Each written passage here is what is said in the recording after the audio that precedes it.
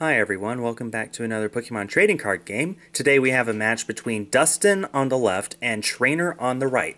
And Dustin is playing a Fairy deck and Treynor is playing a Toad Bats deck. So it should be really interesting to see how this works out.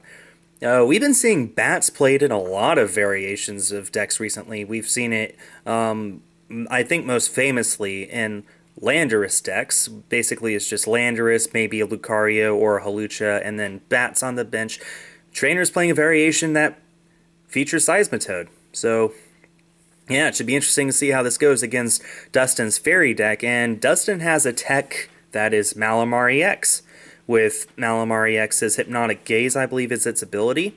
When you attach an energy from hand to Malamar EX, your opponent's active Pokemon is now asleep. You don't have to flip to make it work, you just need to flip in between turns to see if he wakes up. And Dustin starts with a Malamar EX active. Treynor starts the game. He starts off with a Hypnotoxic Laser, and there's another Hypnotoxic Laser. He really wants that Malamar asleep. And we're just going to see the damage in between turns, and Malamar does not wake up. Treynor started off not in the best of positions.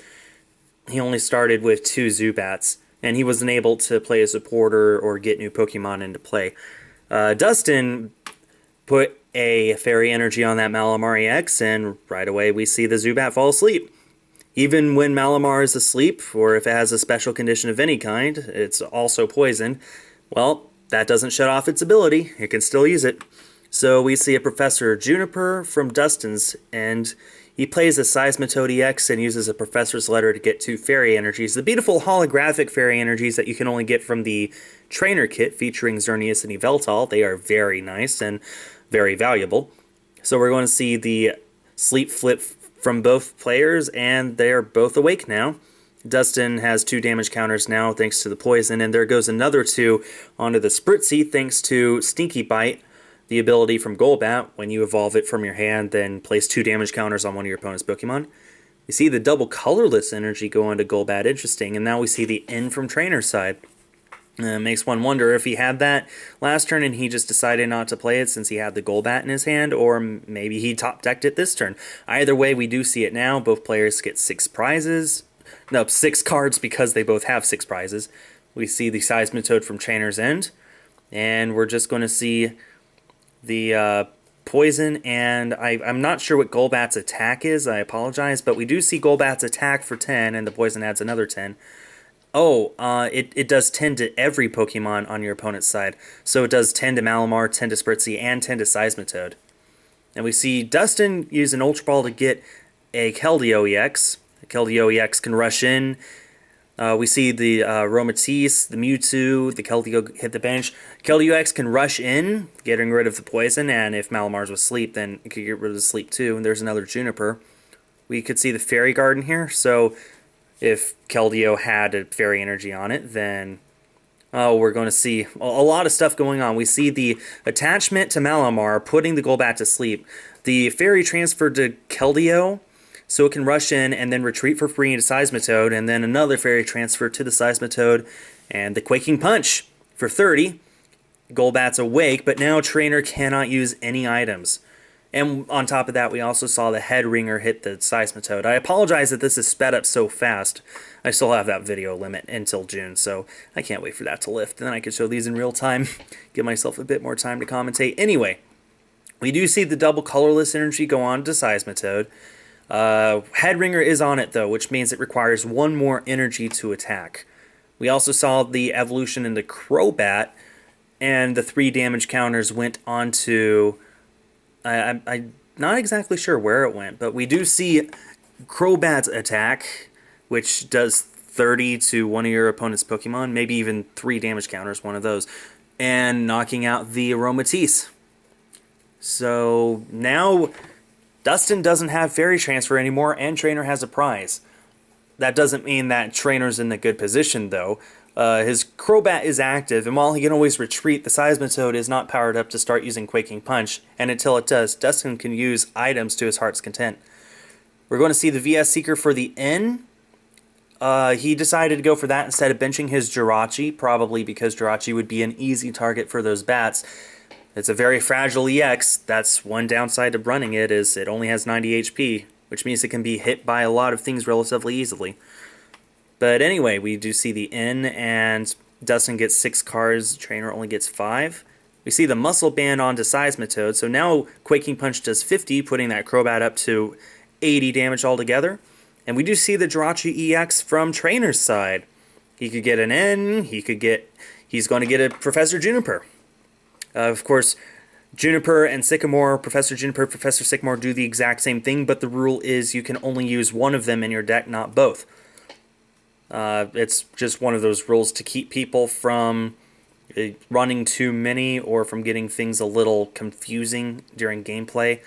Once Professor Juniper is rotated out, probably this August, then people will just use Professor Sycamore as the exact same card in their deck.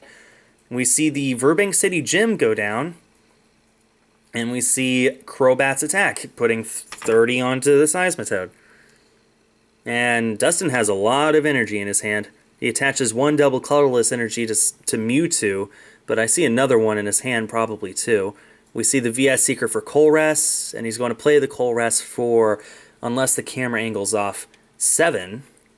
And we're going to see here exactly how many he gets. 1, 2, 3, 4, 5, 6, 7. So the camera angle is correct. He gets a ton of stuff. So I guess to say that he has a fairy deck is not quite accurate. It has a lot of things. It's just reliant on fairy energy and the ability to move it all around with Aromatisse. That's not a bad strategy at all. Being able to move around energy means you have access to Max Potion for free without having to worry about discarding energy. It means you can use Malamar EX's attack and then transfer the fairy energy off, so basically putting your opponent's active Pokemon to sleep for free. It's not a bad idea at all. And we do see the computer search for the Spritzy. Dustin doesn't even bother to hide it, although you can. There's nothing on the card that says you have to show the card to your opponent that you get with computer search. It's just Dustin decided, you know what, why not? I'm going to bench it anyway. So we do see the Quaking Punch and the Crobat's knocked out. Dustin got a prize. And Treynor promotes Zubat, which has an ability that, as long as it doesn't have any energy attached, has a free retreat cost. Doesn't seem like a very worthwhile ability. Why not just give it free retreat? But if the ability shut off, then that can be detrimental to you. So you gotta think a little more carefully. Anyway, Treynor was unable to do anything. He just had to pass. We do see the Jirachi finally from Dustin's side. He has a Lysander in his deck, or that could be a Lysander's trump card. I don't know. That is a trump card, actually, and he is going to get that, and he is going to play that.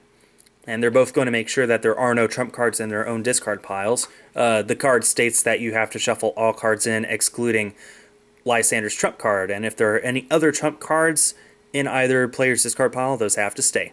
That's just the way it works.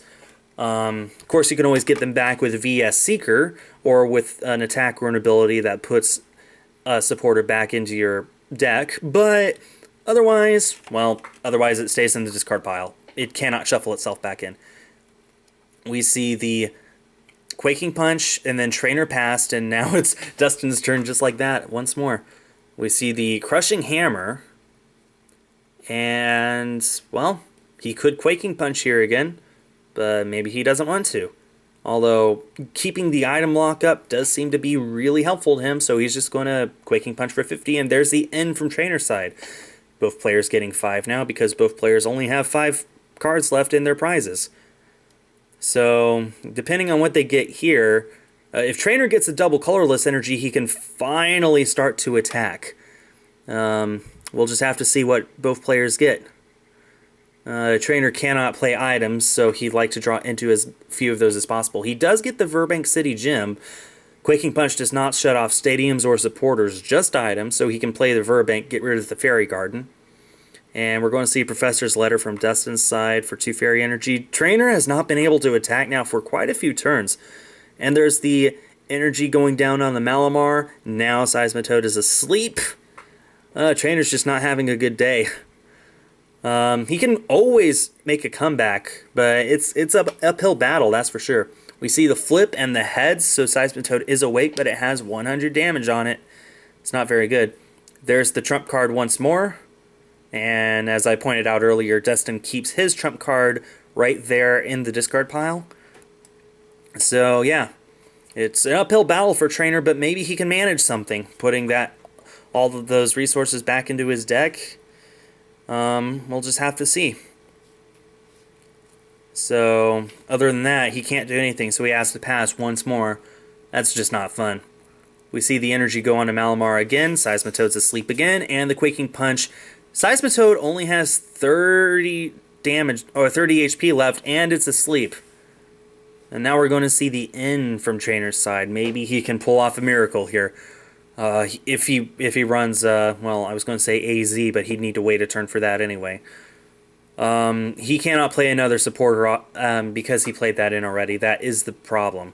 We're going to see 2 Zubats hit the bench, and the flip for sleep, he is awake. It won't matter, though, because Quaking Punch will knock it out, and his items will still be turned off. So we see the Ultra Ball for the Aromatisse. Now those Fairy Energy can move to wherever they want. I mean, Keldeo can even use Sacred Sword now, if he wants, for 50, but still, we see the double colorless go on to Mewtwo. It is in danger of being Lysandered out and getting taken down in some way. Maybe Treynor could drop a Mewtwo and a double colorless energy of his own, but it seems like that's the least of his problems. We're going to see the Sneaky Bite from Golbat now that Seismitoad has 40 damage on it, and another one, so 60, and otherwise he can't do anything. I feel really bad for Treynor right here. Treynor has won 2 or 3 state championships this season, literally like the week and 2 before this video was recorded. We're just seeing a whole ton of bad luck. Plus, he is up against a deck that shuts off his items. Bats tend to not do so well against Seismitoad. Luckily, Treynor's not playing Landers Bats, otherwise it'd be basically an auto loss. But even so, he has not been able to get his own Quaking Punch up yet with his Seismitoad. It's just not a good day. And we see the Colress for 9? Yeah, for 9, a mighty 9. One more and he could max out. Actually, you know, with Skyfield and Roaring Skies, we could potentially see a Colress for 16. Not likely to happen, but it could. So, we do see the Colress for 9. Did he get anything he can use off of it? He's flicking the cards in his hand a lot. And he's going to retreat into the other Golbat. And I believe he's going to use that first attack of it. Yeah, he's going to use that first attack to put all the damage counters all over the place. Maybe pairing that with Dustin would be a fun idea, but you're not supposed to attack with Golbat. It's supposed to just sit on the bench and use Sneaky Bite. Not fun. We see the Quaking Punch once more. Dustin doesn't even have to play anything else. He just needs to draw for his turn, announce Quaking Punch, and he's in just as good of a position as before he drew his card. And Treynor, I bet he's frustrated right now. That's just not a good time. Still has 5 prizes left. Dustin has 3. This is just not a good day. We do see the end, though. Maybe off these 5 cards he can draw into something. We're going to see Dustin get 3 cards. He gets 5. Dustin got a Professor Juniper, so actually that end probably helped him a little even. Yeah, Treynor's probably very frustrated. I see the VS Seeker in his hand. No way he can use that because of the Quaking Punch. He's just going to have to rely on Golbat's attack again to deal the damage. We see the Juniper go down from Dustin's side. And we see the Fairy Garden in his hand. He can place that down, get rid of the Verbank if he wants. But why bother? There's no way Treynor can make the comeback here. He's just going to Quaking Punch for the knockout. And he's down to just 2 prizes. Treynor plays another in.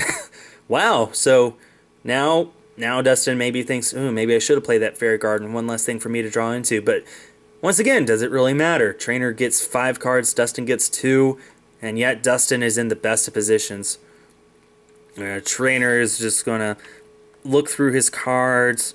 See, is there anything he can do here? He might literally not have anything to do. He's just going to promote Jirachi, attach the double colorless. Maybe he just wants to make this go by faster. I don't know.